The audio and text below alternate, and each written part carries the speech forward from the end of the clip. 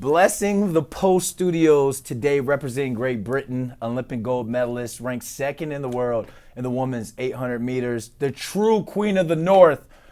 I'm a huge Game of Thrones guy. Keely Hodgkinson. How you feeling? How you liking New York so far? I love it. I actually do. This is very different to everyone had in the UK. It's my first time here. Okay. So far, everyone's been so nice, welcoming. You calling New Yorkers nice? You're just saying that because you're here, or are they actually nice? I don't even know the stereotype, but genuinely, Really? everyone's been pretty cool. I think they hear the accent. I think I just give off tourist. You definitely give off athletic tourist vibes. Totally, like she's not from there. Can't rob her. She'll run away from us. Pull a hamstring trying to chase her down. But yeah, you got Athlos coming up. You're going to compete in that this weekend, Friday, in Randall Island. You geared up? Excited about it? Yeah, it's my last race of the season. So for those that don't know, the track season runs January through to September. So this is a little bit of a late one. Wow. But I think it's a really cool event that's been put on. It's more about like celebrating women's sports and women coming together for this track meet. Some of the best athletes in the world over what they do. So I'm excited and looking forward to the challenge. All right, let's talk about your journey to get to here to New York City, getting back out on the field. You battled hamstring injuries, sickness, 376-day break from competition. You call this season an absolute show. I absolutely love the transparency there. So kind of take us through the journey and what it's been like to get back to being the Keely Hodgkinson, Queen of the North. It's been an interesting season. Like, I won the Olympics last year in Paris for the women's 800, and that was such a special moment for me. Worked really hard to get that. Everything was definitely a lot more smooth sailing. And then since then, I just had problem after problem after problem of injury after injury. Tore both my hamstrings. I've not ran more than I've ran. I've done a lot of like alternative training. So there's definitely parts of this year where I thought I'm not going to have a season and I was going to miss an entire year, which definitely broke my heart because this is my job, this is what I train so hard to do, this is what I love doing. So that was hard at times, but yeah, I call it the show of a season because it just was like everything. It's interesting when you write down your goals, and I was like, I'm going to go to this championships and aim to win and do this and aim to win and aim to do that, and they just got completely stripped and it was literally like, okay, put your trainers back on and try and jog. Then it was, okay, now try to do one session, now try to get through a week session, now let's pick up the pace. So it was kind of not demoralizing, but it was definitely a humbling experience to have to literally go back to the basics and work on the small goals to get to the bigger ones. Yep. But it all worked out in the end, and I wouldn't really change any of it. I think I've learned a lot of myself this year, and I'm 23, and I feel like I'd be stupid to think I was going to go through my entire career and not have a crazy year like that. It happens to everyone.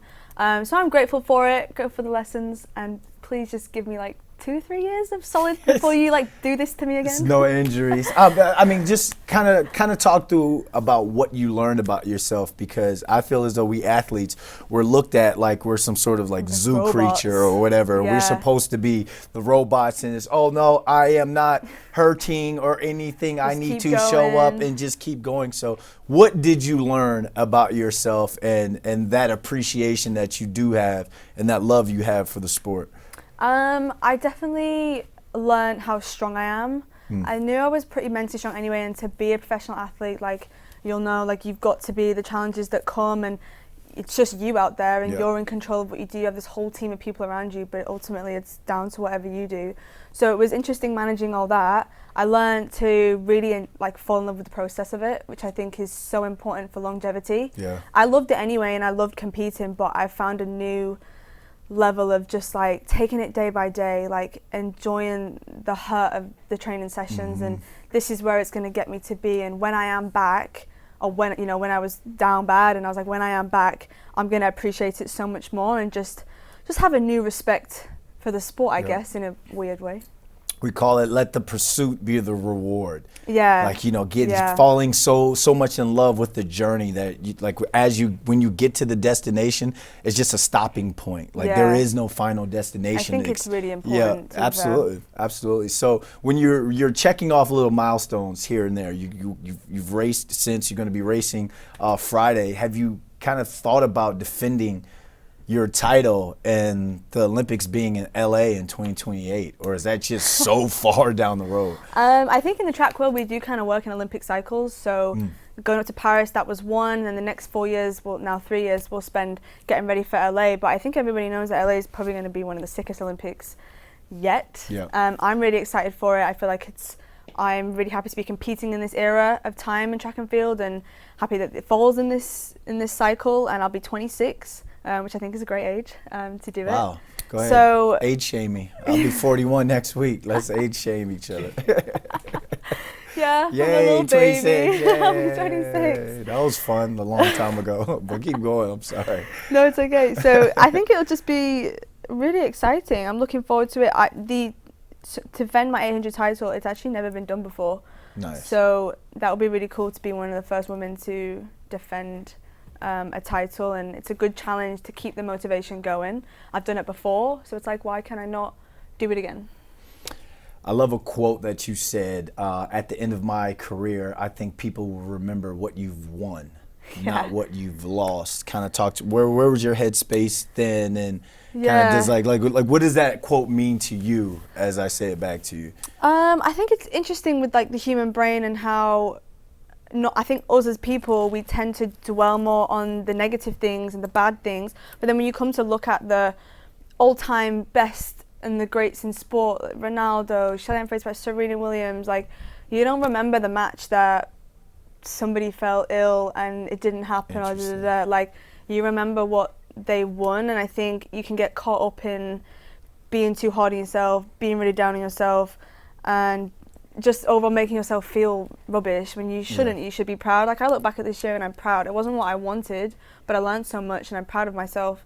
So I think it's more of a grounding thing really. And yeah, I've hopefully got a long time left in me to keep building up those medals and that legacy, and seeing what I can leave for the next generation. Absolutely. Take it as far as you can. Like I would say, like I kind of look back at my little NFL career, my CFL career, and I miss it so much. Like I don't miss the knee surgeries and waking up early in the morning, but you don't even think about that. You know, like you think about when they call your name and you're running out there on the field, or you catch a pass and you hear the crowd just going crazy. There's nothing quite like it. You don't there get really it. isn't. And it's an era of your life. You really just have to make the most. I think when you're an athlete, you've got to be so selfish. Yes. And you've got to have great people around you to understand and support that, which I do have. But I definitely just want to make the most of this time. Man, I feel like we're getting deep with this one. Like this is supposed to be the New York Post, not Oprah. All right, so let's have some fun with this, because I watch you on social media. You're super funny on your IG and your TikToks. You got some fake hate on the internet for your TikTok about American accents. Let's try some since we're here in New York. Oh my God, I can do American accent. Let's get all right. We're in New York right now. Let's try and get a cab. Say, I guess. No. Someone bumps into you. I'm walking here. I'm walking here. All right, let's go Boston accent. Because they say You're like. You're gonna have to give me an example, because I don't know. Park the car, or you kids, you're wicked smart. Park. It sounds like Scouse, doesn't it? Park the car. Park the car and hide the gardens. I'm good at that LA babes accent. Okay, go West Coast. Go LA. Go LA, babe. I'd be like, oh my God, New York is so big. You had the hair thing with it as well. It's so nice here. Oh my God, we can all get appetizers and have a good time. Oh my gosh. All right, last but not least, and make sure this one is right, because I'm from Virginia. Your southern accent. Oh, okay, give me an example. Can you do one y'all, for me? like, y'all, we're just like, howdy, y'all. How y'all doing today? Howdy is crazy. Y'all having a good time? We having ourselves a good time. I'm having myself a good time. You've traveled all around the world. What would you say is your favorite accent? Ooh, my favorite accent. I do like the French accent. Okay. But I actually really like the New York accent. Really? I do, yeah. Coffee. Says nobody. Give me some coffee. So you'll go back to London and be like, yo, can we get some coffee? Some coffee. And you guys say y'all a lot. And so it's a real interesting, yeah. Y'all? Which y'all's version of y'all? You all? You just say you all? You just say use. In Manchester, we'd say use lot. Okay, all right, use. Use lot are crazy. Well, you can take y'all. I'm going to take use. Lot. So we can swap that out. The Jets are playing in London on Sunday for the NFL International Series. You an NFL fan, Jets fan, Giants fan? I'll be real, I don't know much about NFL, Okay. but whichever direction you tell me to support, I'll go with it. Well, you were saying the Jets sent you like a care They package did. or They something? sent me a little care package, which was nice of them. Nice. What's in it? Like, what's in the Jets I got care a package? top, I got a hat, maybe a water bottle. You should have wore it. Yeah, You I should have should've worn actually. something today. I Are should've. I you had gonna a lot wear to it pick Friday? from. What about the event? Could you warm up in some Jet stuff? They want to send me some more. All right, I'll take it. All right. Again, you're huge on social media. Your brand is, I mean, you're doing it right. Like I Oh, thank tell you. young athletes all the time, it's all about branding yourself. We got to It take really is care, these keep days. the main thing, which you're doing, but always brand yourself. I wasn't able to do that back in the day without getting in trouble or whatever. So explain your tweet or your retweet. You tweeted landing back in the UK was Oh my actually God, a you guys are culture doing shock. your research. Japan, you're so kind and polite. UK, you're so not. Explain the tweet, I got please. some hate for that too. You know what's so funny? I tend to just keep my mouth shut. You're and then so I red open right it. now. I'll put I'm you so on the spot. random. Okay. Well, I was obviously joking with that. I love my UK people. I Yeah, love yeah. home. I think people took that a bit too seriously.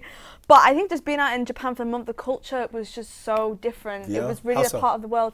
They're just very polite. Like Okay. they really respect each other. They bow to each other. Everyone's willing to help you. And I landed back in the UK and I felt like I was annoying everybody else.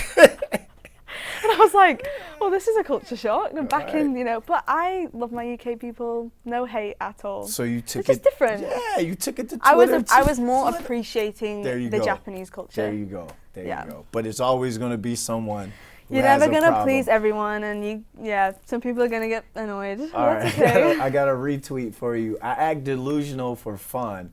I know when to wrap that up. Do you act delusional for fun? Why retweet Who's that? found these? I found these on my own. I'm like, yo, this show, she's wild. This is gonna be fun. I act delusional What for fun. headspace were you I in think- when you retweeted that? I think sometimes I'm a young blonde haired girl who I'm quite like chill, relaxed, fun, maybe a bit ditzy sometimes, and I can maybe come across as like she's just a bit of an airhead, but I'm quite switched on and smart when it comes to it. Okay. Like, don't take me for a fool. All right, I know when to, you know. You were a method actor with the LA girl thing, like, you know, but Like, that's I not have fun, really but you. I have that That's side not eye you. of Okay. like, okay. My next one was never forget you were pretty blessed girl and your heart been pure, mamas. You retweeted that. This will be our last one I need as to well. stop retweeting. Oh, you were very good at retweeting. The world is Oh, you watching. should stop doing that. So go ahead, mamas. What's pure, mama? Are you sure it said mamas at the end? It said mamas at the end. I Okay, copy pasted. well, oh God, what does it say again? You're a blessed. Yeah, that's just.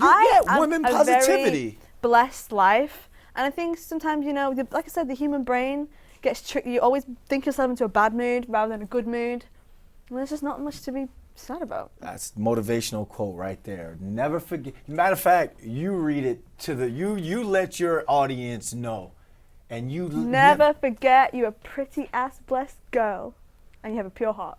There you go. Can we get a round of applause in here? Thank you. That is Thanks for so coming funny. in. I Good was luck not this Friday expecting at Athlos. Thank Good you. luck at your preparation, your training. You're doing all the right things when it comes to taking yourself and emerging yourself as a global brand. So Thank you so much. We Appreciate celebrate athletes like you who are doing it. So congrats. Yay! Congrats. Thank you. Thank you again. for having me.